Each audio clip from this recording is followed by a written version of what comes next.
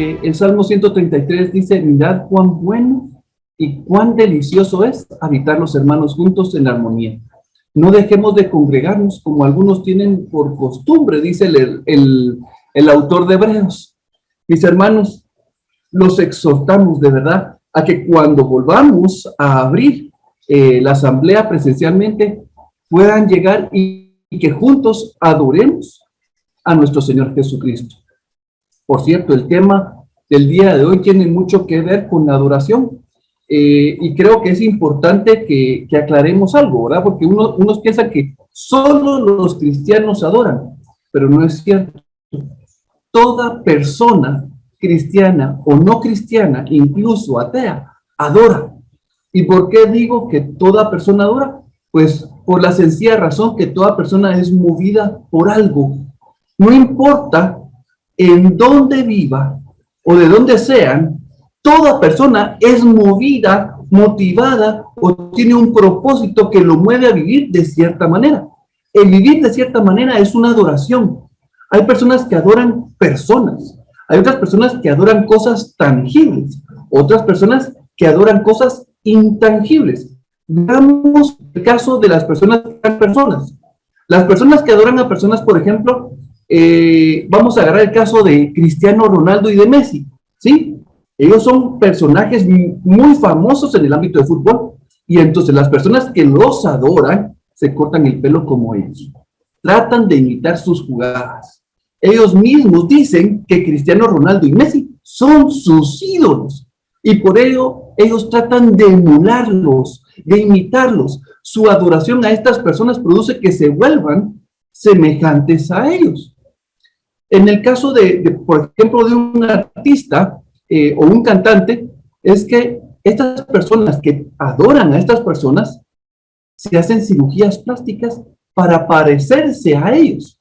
Nuevamente se visten, se peinan, tratan de cantar, tratan de hablar. Miren, de verdad ellos tratan de emular todo lo que pueden de esa persona, porque su motivación es ser como ellos. Y cuando digo su motivación es su adoración. Cuando una persona está adorando algo, están diciendo, quiero que esa persona dirija mi estilo de vida. Y entonces de la forma en que me comporto es porque estoy dándole adoración. Adorar no solo es levantar las manos, no solo es venir los domingos y cantar alabanzas.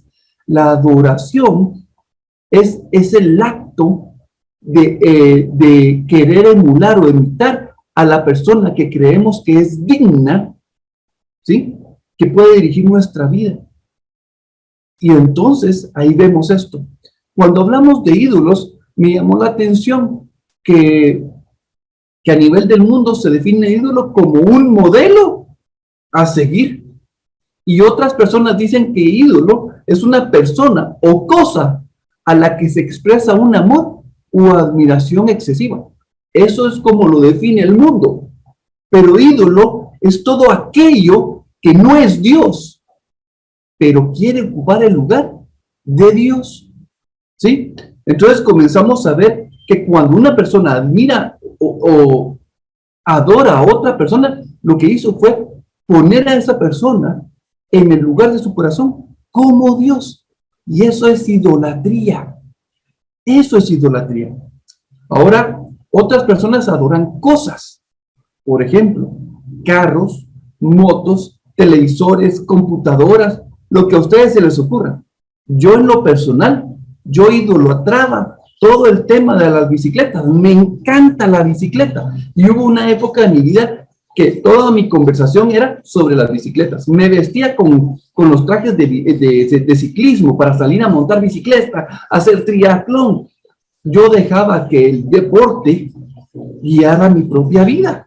Así que los que adoran alguna cosa, hablan, trabajan, se visten, se reúnen para hablar del motivo de su adoración o lo que es el centro de su vida.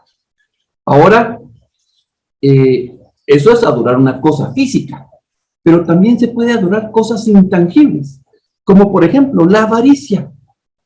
La avaricia es tener la fijación en algo, no es tener la fijación en algo específico, sino tengo algo, pero quiero más, y siempre quiero más, y lo quiero todo. Nunca hay algo que venga a satisfacer mi vida. Por eso se dice, su Dios es la avaricia. En el caso de la adoración a la gratificación sexual o al solo recibir placer, lo vemos en las personas adúlteras, fornicarias o que ven pornografía. ¿Por qué? Porque lo que están buscando es satisfacerse a sí mismo. Y el pecado puede tener la adoración de una persona. Hay personas que desean ser famosos en el negocio de la pornografía y se sienten orgullosos de ello. Qué tremendo, ¿verdad? Nosotros que estamos en el ámbito cristiano, llegar a decir que quiero ser famoso en el negocio de la pornografía, uno dice, no, ¿cómo voy a hacer? Pero en el mundo, ese es el anhelo, ese es su deseo. Así que debemos de preguntarnos, ¿por qué está recibiendo nuestra adoración? ¿Qué es lo que motiva nuestro estilo de vida? ¿A quién estamos tratando de emular? Porque adoración no es venir los domingos, cantar y levantar las manos, como decíamos. Adorar tiene una connotación mayor, como hemos explicado. Hay personas que piensan que Dios tiene problemas personales, porque cuando Él dice que debemos de adorarlo, de plano que está endiosado, ¿por qué necesita que le demos un masaje a su orgullo? ¿Sí? ¿Por qué necesita que le digamos que Él es bueno? ¿Por qué necesita que le digamos que Él es digno, que Él es fuerte, que Él es grande, que Él es poderoso, que Él es justo, que Él es benevolente? ¿Sí? Pero la verdad es que Dios no necesita nada de eso. Somos nosotros los que necesitamos decirlo, porque en el Edén leemos en Génesis que Dios nos hizo a su imagen y semejanza. Pero en el momento que creímos, cuando digo creímos en Adán y Eva, esa imagen y semejanza fue quebrada. Y explico aquí un poquito. Cuando Adán y Eva oyeron a la serpiente dice, ustedes serán como dioses. Y Adán y Eva, bueno, en ese momento solo estaba Eva, pero al final Adán también siguió esos pasos de Eva. Y lo que estaban haciendo al oír a Satanás es que confiaron en Satanás y no confiaron en Dios. Y en ese momento, recuerden que Satanás en Isaías nos dice que Satanás quiso ser como Dios y trató de subir y con sus medios trató de ser semejante a Dios. Y esa es la misma idea que le está vendiendo a Eva. Y cuando ella come del fruto, lo que está haciendo es adorando a Satanás. Lo está poniendo como el ejemplo a seguir en su vida. Y eso es lo que hace también Adán al comer del fruto. Sigue el ejemplo y va atrás de eso, de ser semejante a Dios, pero semejante a Dios a través de la enseñanza de Satanás. Y por eso es que cuando leemos Génesis 6:5, lo vamos a leer, dice lo siguiente: y vio el Señor que la maldad de los hombres era mucha en la tierra, y que todo designio en los pensamientos del corazón de ellos era de continuo solamente al mal. Son citas que leemos y volvemos a leer una y otra vez, porque nos revelan del problema y la enfermedad que hay en nuestro corazón. Estas personas solo sabían hacer el mal. ¿Por qué? Porque se habían inclinado. La enfermedad de Adán y Eva ha sido transmitida de generación en generación. Y lo que ellos tenían era hacer la voluntad de Satanás. Ahora, cuando leemos Juan 8:42, dice lo siguiente. Aquí está hablando con los fariseos, porque los fariseos no quieren recibir la palabra de Jesús y no creen que Él es hijo de Dios o enviado de parte de Dios. Entonces Jesús dice, Jesús entonces les dijo, si vuestro Padre fuese Dios, ciertamente me amarías, porque yo de Dios he salido y he venido. Pues no he venido de mí mismo, sino que Él me envió. ¿Por qué no entendéis mi lenguaje? Esta pregunta la está haciendo Jesús Pero él mismo responde, porque no podéis escuchar mi palabra. ¿Por qué no pueden oír mi palabra? Porque vuestro padre es el diablo, y los deseos de vuestro padre queréis hacer. Él ha sido homicida desde el principio y no ha permanecido en la verdad, porque no hay verdad en él. Cuando habla mentira, de suyo habla, porque es mentiroso y padre de mentira. Cuando vemos esto, Jesús está describiendo que desde el principio nosotros como humanidad hemos decidido darle nuestra adoración a alguien que no es Dios. Unos pueden decir, yo no adoro a Satanás, ok, pero pones tu adoración en el trabajo, pones tu adoración en el deporte, en las artes, en la música, en la pintura. Cada uno tiene que descubrir o pedirle al Señor que les permita ver qué es lo que motiva su vida, qué es lo que hace que ustedes dejen que esa situación a la que adoran esté dirigiendo su vida. Vamos a leer Génesis 6:9, si me permiten un segundito.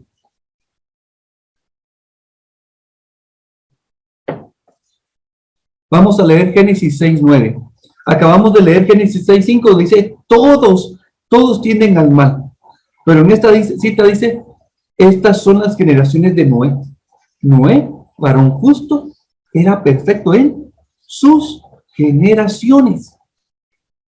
Noé y sus generaciones entendieron que a través de un sacrificio de un inocente les permitía a ellos ser aceptos y justificados, redimidos, y por ello es que eran perfectos, no por sí mismos, sino que Adán y Eva les transmitieron una enseñanza.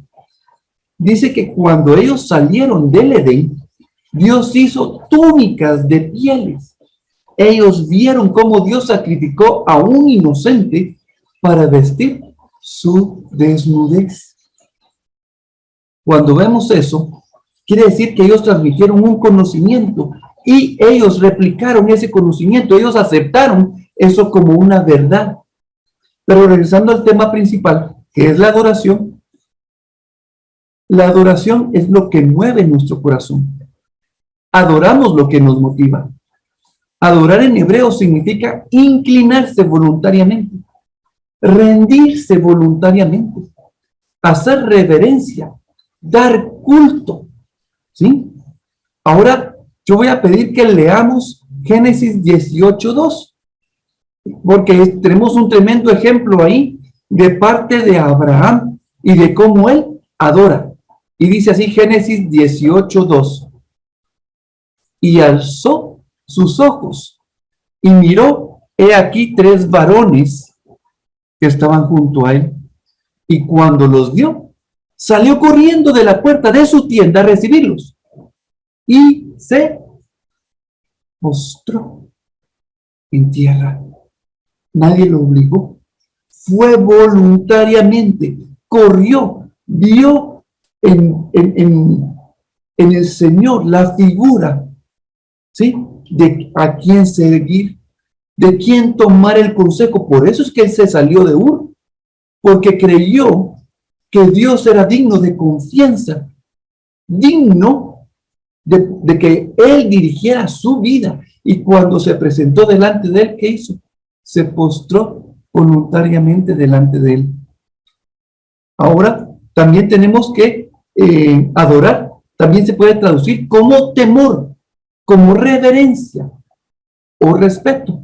Y así como temor, también se puede traducir como servicio. O sea que cuando hablamos de temor o de servicio, estamos hablando de adoración. Y vamos a ver la siguiente cita de Deuteronomio 6:13. Y dice, al Señor tu Dios temerás, y a Él solo servirás, y por su nombre jurarás. Solo a Dios temerás y solo a Él servirás. Y entonces cuando hablamos de temor, de esa reverencia, de ese temor santo, solo a Él. Y una parte donde podemos ver La contraparte es en Deuteronomio 3:2, que dice, porque Moisés está a punto de tener una batalla contra el rey de Og, el rey Og, mejor dicho, y Dios le dice a Moisés, no tengas temor de él, porque en tu mano lo he entregado, y a todo su pueblo, con su tierra, y harás con él como hiciste con Sehón, rey amorreo, que habitaba en Hesbón. Ven la comparación, Dios dice, solo a mí has de temer, no a los reyes, no a nadie. ¿Qué significa? No tengas admiración por ningún hombre, no tengas reverencia, ¿sí?, por los hombres, ten reverencia por mí. Así que vemos que adorar implica el entendimiento de temor, de reverencia, de respeto, de servicio, de inclinar nuestra voluntad a alguien. Así que Dios no nos está llamando a que lo adoremos para su bien. Él nos está llamando a que le adoremos para nuestro bien. En el Edén, nuestra imagen y semejanza fue quebrantada, fue rota. Es como agarrar un vaso y quebrarlo. Y entonces nosotros decimos, estando rotos, no podemos decir, somos imagen y semejanza de Dios. No somos semejanza e imagen de Dios, porque hemos sido quebrados. La iniquidad entró en nuestro corazón. Permítame un segundito.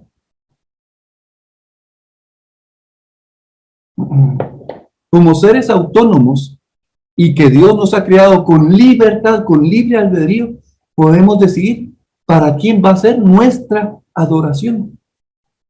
Podemos darle nuestra adoración al Señor o podemos darle nuestra adoración a una persona o a una cosa. Porque como personas tenemos motivaciones y le damos sentido o propósito a nuestra vida. Tú tienes que vivir por alguien o por algo. Todos vivimos por alguien o por algo. Y aquí es el momento en que nosotros debemos de ser honestos con nosotros mismos. ¿Qué es lo que nos mueve?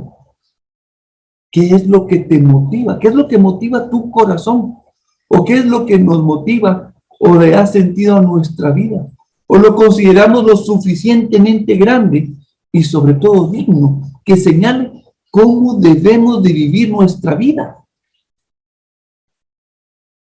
Ahora, la palabra de Dios nos dice que no hay nadie más confiable que el Señor. Hoy en día la confianza escasea por todos lados y uno ya no sabe en quién confiar. Incluso uno a veces dice, ¿será que debo de confiar en los hermanos? Pero leamos varias citas. Hebreos 13:8 dice, Jesucristo es el mismo ayer, hoy y por los siglos, por siempre. Jesús es fiel, Él no cambia. Entonces comienza a decir, miren, Jesucristo es digno de confianza. Lamentaciones 3:22-23, vamos a hacer lectura de varias citas y quisiera que si pueden abrir su Biblia y acompañarnos. Dice Lamentaciones, por las misericordias del Señor no hemos sido consumidos, porque nunca decayeron sus misericordias. Nuevas son cada mañana. Grande es tu fidelidad. Miren, si hay alguien en quien podemos confiar, es en el Señor, porque en Él no decaen sus misericordias. Grande es su fidelidad. Vamos a leer Salmo 33, versículo 1 al 22. Lo vamos a leer completo. Y dice, alegraos, oh justos, en el Señor. En los íntegros es hermosa la alabanza. Aclamad al Señor con arpa, cantadle con salterio y decacordio, cantadle cántico nuevo, hacedlo bien, tañendo con júbilo, porque recta es la palabra del Señor, y toda su obra es hecha con fidelidad. Él ama justicia y juicio. De la misericordia del Señor está llena la tierra. Por la palabra del Señor fueron hechos los cielos, y todo el ejército de ellos por el aliento de su boca. Él junta como montón las aguas del mar. Él pone en depósito los abismos. Tema al Señor toda la tierra. Teman delante de Él todos los habitantes del mundo, porque Él dijo y fue hecho. Él mandó y existió. Miren, esa palabra existir tiene una connotación importante, porque tú y yo existimos porque Él nos hizo, pero Él no existe porque Él es. Él siempre es. Interesante, ¿verdad? Sigamos leyendo. El Señor hace nulo el consejo de las naciones y frustrará las maquinaciones de los pueblos. El consejo del Señor permanecerá para siempre, no decae. Su consejo es eterno, así que deberíamos de tomar en cuenta lo que Él dice.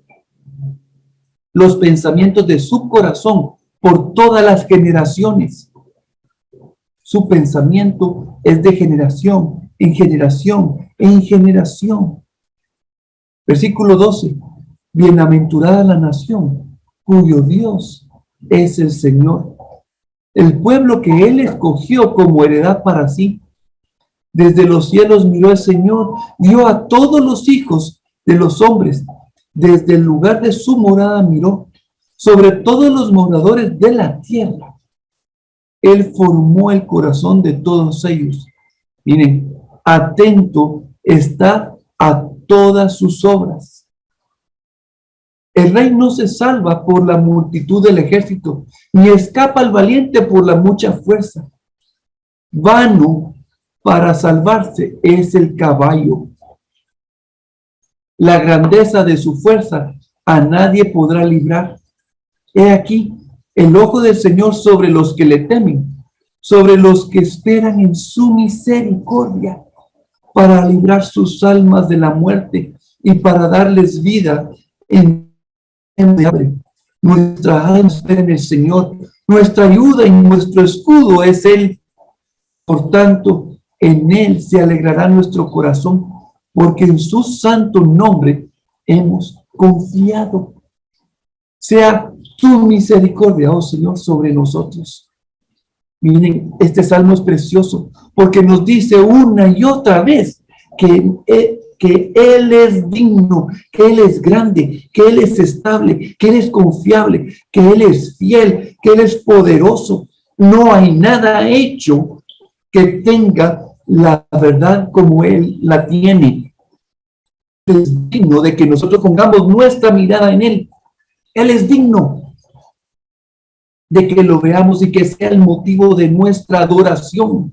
Así que cuando lo adoremos, adorémoslo bien, no solo el domingo en la alabanza, adorémoslo bien todos los días en nuestro trabajo, adorémoslo bien en nuestra familia, con nuestros amigos, adorémoslo bien en cada situación en donde nos desenvolvamos. Vamos a leer Apocalipsis 5:1 al versículo 14, permítanme.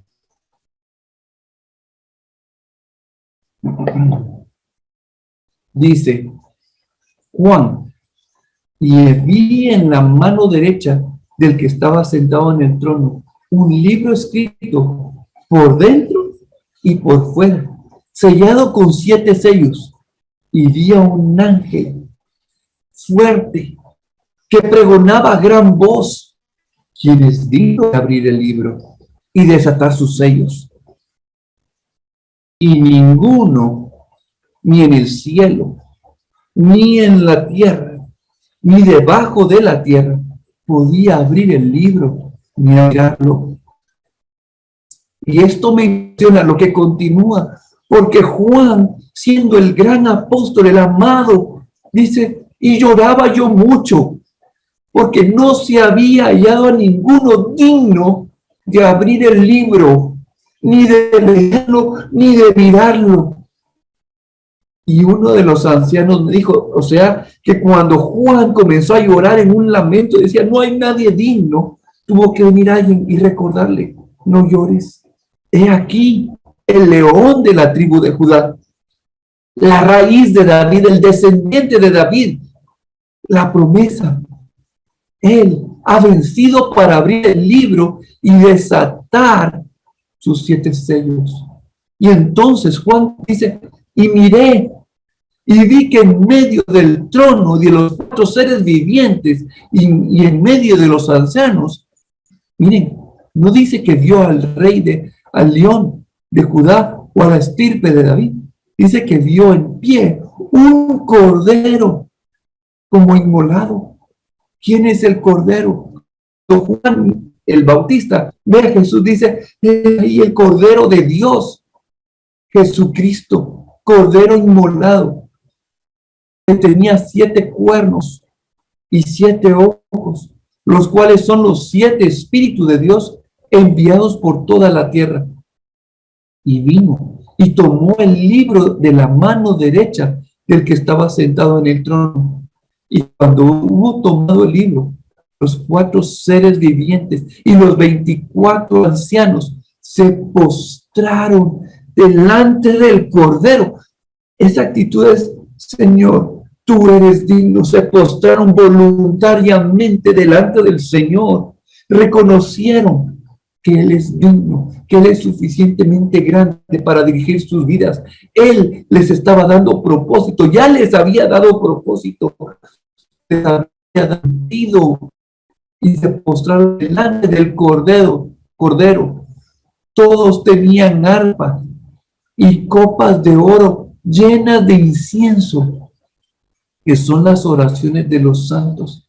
Y cantaban un nuevo cántico diciendo, digno eres de tomar el libro, digno eres de abrir sus sellos, porque tú fuiste inmolado y con tu sangre nos has redimido para Dios. Tú, Señor, eres digno. Tú eres. Qué tremendo, mis hermanos. Y con tu sangre nos has redimido para Dios de todo linaje y lengua y población y nación. Y nos has hecho para nuestro Dios. Miren, Jesucristo nos hizo reyes y sacerdotes. Y vamos a reinar sobre la tierra. Y dice que Juan vio y oyó la voz de muchos ángeles alrededor del trono y de los seres vivientes y de los ancianos, y su número era de millones de millones. Decían a gran voz, el Cordero que fue inmolado es digno de tomar el poder, la riqueza, la sabiduría, la fortaleza, la honra, la gloria y la alabanza. Él es digno. Y a todo lo creado que está en el cielo y sobre la tierra y debajo de la tierra y en el mar y a todas las cosas que en ellos hay, oí decir al que está sentado en el trono y al Cordero, sea la alabanza, la honra, la gloria y el poder por los siglos de los siglos. Los 4 seres vivientes decían, amén. Y los 24 ancianos se postraron sobre sus rostros y adoraron al que vive por los siglos de los siglos.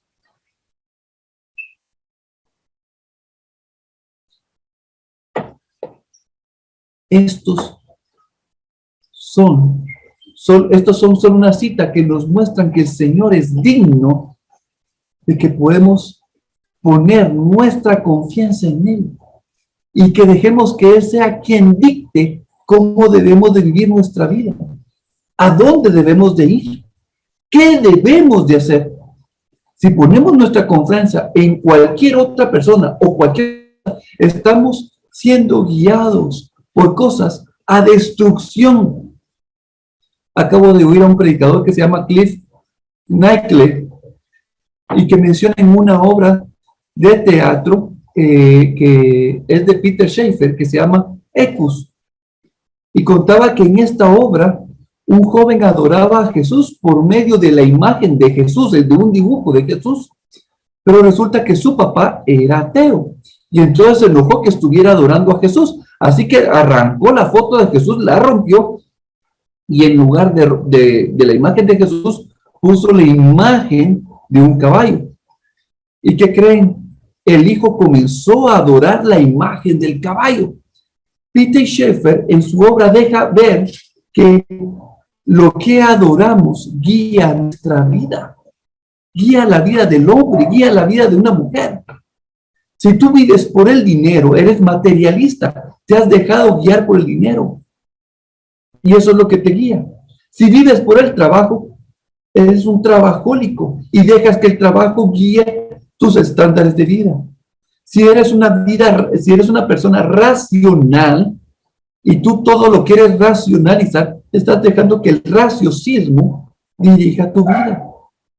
Pero cuando comenzamos a entender que Dios es suficientemente grande y digno de nuestra confianza, el adorar, o sea, comenzamos a sustituir lo que nosotros teníamos como idolatría y lo comenzamos a poner a Él en el centro de nuestro corazón. Él es el objeto de nuestra adoración. Y eso no implica que adorarlo va a limitar nuestra vida, sino más bien va a arreglarla y va a ordenar las cosas como realmente deben de ser. Ahora, yo quiero confesarles que en mí todavía hay idolatría. Constantemente soy cautivado y sorprendido por lo que la gente dice de mí, por el trabajo, por el dinero, por mi propia familia, por el poder. Miren, es terrible. A veces mi enojo, mi orgullo, mi prepotencia, mi deseo de venganza dirige mi corazón. Digo, Señor, todavía dejo que esas cosas vengan y ocupen el lugar en mi corazón. Yo me recuerdo antes, era muy movido por el anhelo de la venganza. Y eso movía mi corazón terriblemente. Eso era lo que motivaba mi corazón. Todas estas cosas las veo y las pongo en el lugar de Dios. Y eso me hace un idólatra. Es más, mi vida en las cosas está siendo dirigida por algo tan infinitamente, tan pequeño en comparación a Dios. Y yo, que ya conozco la verdad, que conozco a Jesucristo, quito mi mirada de Él y la pongo en cosas, en mi familia. Jesús vino a sacarnos de esas pequeñeces, de ese camino de muerte, para darnos propósito eterno. Cuando Él nos invita a adorarlo, no es solo una actividad. Conforme vamos entendiendo, nuestro corazón no solo quiere ser como Él, sino que tenemos un canto de gratitud por lo que Él ha hecho por nosotros. Y entonces nuestra adoración comienza a ser gracias por la vida. Gracias por Jesucristo que vino a salvarnos. Gracias por tu verdad, que es Jesucristo. Por la luz que es Jesucristo. Por mostrarnos que nuestra idolatría todavía está en nuestro corazón. Gracias, Señor. Tú y yo somos recipientes de todas las bendiciones de Dios, de todas las bendiciones de Jesucristo, como lo dice en Efesios, que es a través de Jesucristo que recibimos todas las bendiciones del Padre. Somos el objeto de su amor. Aprendamos a dar gracias en adoración al Señor, porque nos amó tanto que se dio a sí mismo para salvarnos. Jesucristo, sí, quiere que lo emulemos, que lo imitemos, pero permítanme, gracias. Cuando Jesús nos invita a que adoremos, comenzamos a tener su naturaleza, comenzamos a tener su carácter, ¿sí? Jesucristo fue azotado, Jesucristo fue llevado a la cruz y Él extendió perdón y dijo, Señor, perdónanos, ellos no saben lo que hacen, no lo saben. Y cuando vemos a Pedro y a Juan que fueron llevados al concilio y fueron azotados y después fueron soltados, vean lo que ellos dicen. Vamos a leer Hechos 5:41. Y ellos salieron de la presencia del concilio gozosos de haber tenidos por dignos de padecer afrenta por causa del nombre del Señor. Señor, gracias. Gracias porque me consideraste digno de padecer por tu nombre,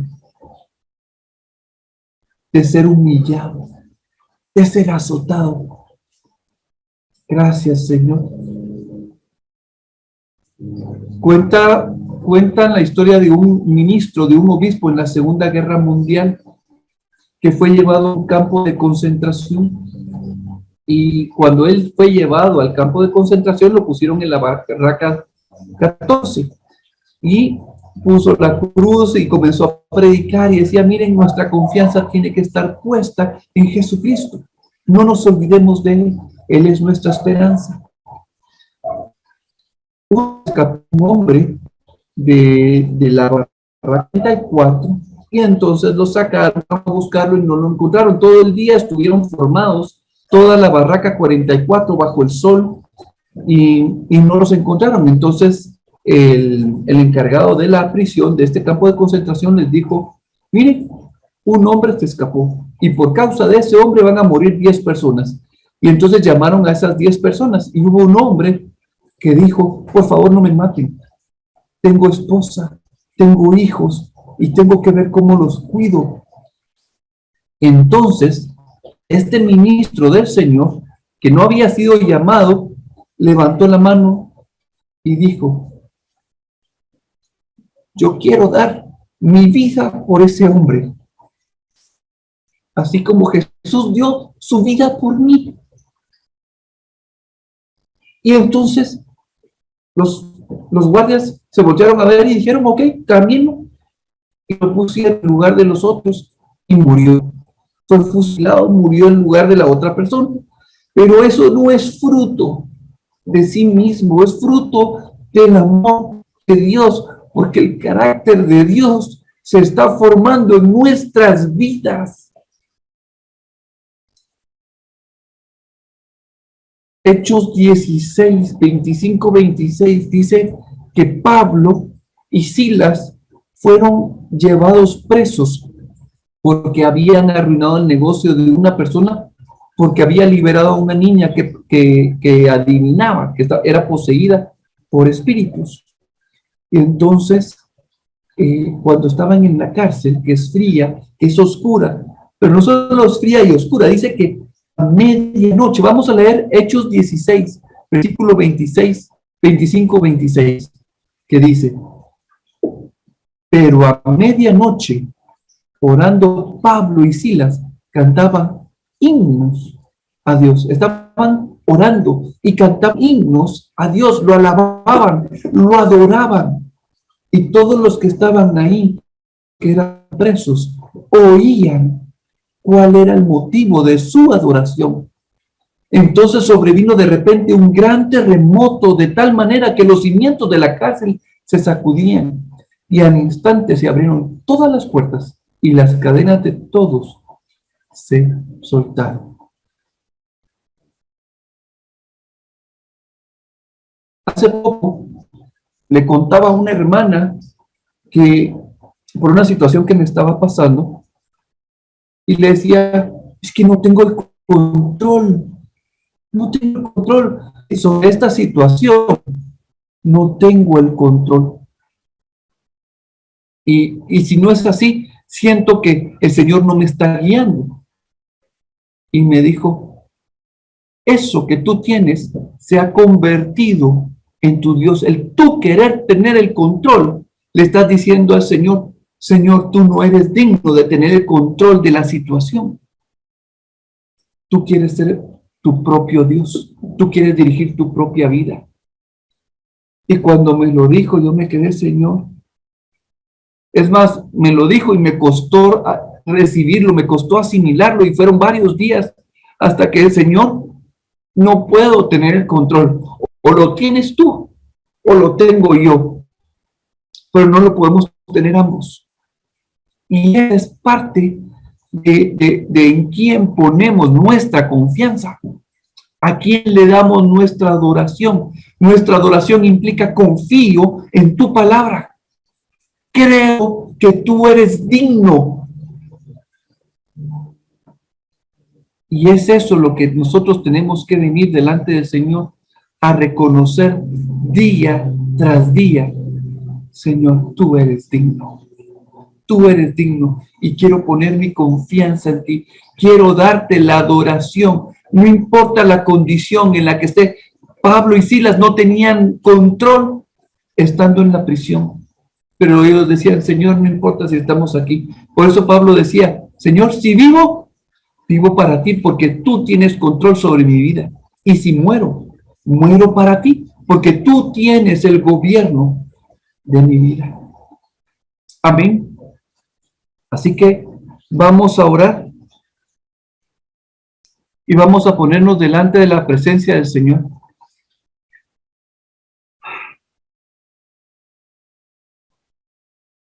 Señor Jesús, Padre,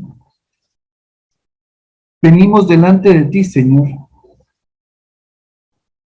reconociendo que tú eres el único que merece la adoración de nuestras vidas, que tú eres el único en quien realmente podemos confiar. Tú eres el único, Señor. Pero al mismo tiempo que reconocemos eso, reconocemos, Señor, que en nuestra vida todavía ponemos nuestra confianza en otras cosas. Y por eso te pedimos perdón.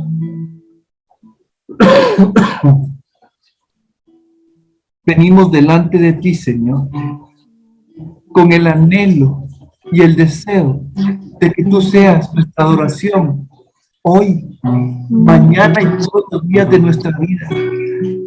Que tú seas nuestro propósito, que tú seas nuestro sentido, nuestra motivación. Queremos adorarte a ti, Señor, porque tú eres digno. Tú eres digno, Señor.